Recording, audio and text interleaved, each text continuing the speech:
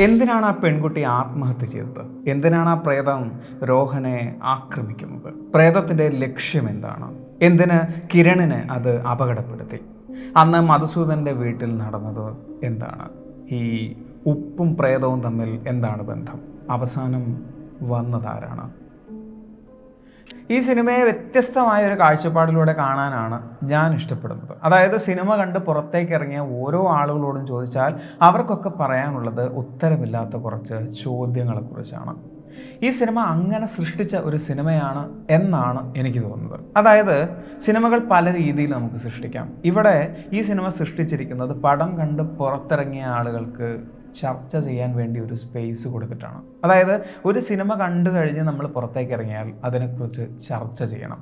ആ ചർച്ചയിലൂടെ ഒരുപാട് ചോദ്യങ്ങൾ ഉണ്ടാവണം. എൻഡ് ഓഫ് ദ ഡേ ആ ചോദ്യങ്ങൾക്കെല്ലാം ഉത്തരം ആ സിനിമയിൽ നമ്മൾ കണ്ടെത്തുകയും വേണം.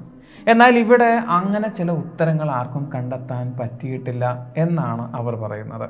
എന്നാൽ ആ ചോദ്യങ്ങളെക്കുറിച്ച് നമുക്കൊന്ന് വിശകലനം ചെയ്യാം. സിനിമ കാണാത്തവർ സ്കിപ്പടിക്കാൻ വരട്ടെ. ഞാൻ ആ ചോദ്യങ്ങൾ പറഞ്ഞു കഴിയുന്നതിന് ശേഷം നിങ്ങൾ പോയാൽ മതി. കാരണം ആ ചോദ്യങ്ങളോടുകൂടി ആ സിനിമ കാണുമ്പോൾ കുറച്ചുകൂടി നിങ്ങൾക്ക് അത് മനസ്സിലാക്കാനുള്ള താല്പര്യം ഉണ്ടാവും എന്നാണ് എൻ്റെ അഭിപ്രായം. എൻ്റെ മാത്രമല്ല, സിനിമയുടെ ഡയറക്ടറായ രാഹുൽ സദാശിവൻ്റെയും അഭിപ്രായം. അദ്ദേഹം കഴിഞ്ഞ ദിവസം, അതായത് ഏതാനും മണിക്കൂറുകൾക്ക് മുമ്പ് ഒരു പോസ്റ്റ് ഇട്ടിരുന്നു.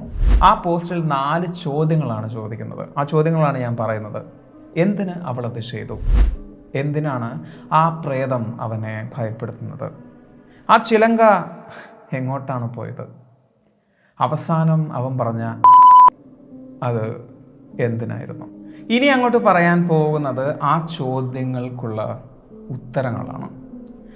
സിനിമ കണ്ടവർ കയറിപ്പോരൻ ചങ്ങായിമാരെ ബേപ്പൂർ സുൽത്താൻ്റെ ദുനിയാവിലേക്ക്.